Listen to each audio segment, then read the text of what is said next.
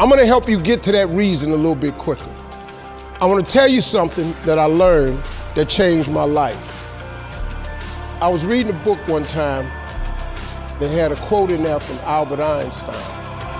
And Albert Einstein said, "Imagination is everything.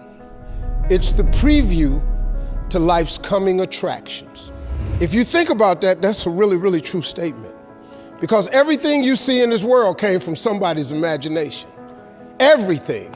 Somebody was talking on the phone one day, on that wall phone, connected to the cord, and tried to walk, and it didn't go no further. And he wanted to just go outside and get something out the car.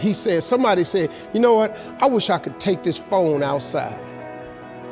Everybody in here got a cell phone. It was in somebody's imagination. Somebody imagined that. Somebody imagined everything. Somebody got tired of walking. Somebody got tired of driving cars. Somebody said, "We're gonna fly." You're not finna fly. Everybody in here done been on a plane. See, your imagination is the evidence of things not seen.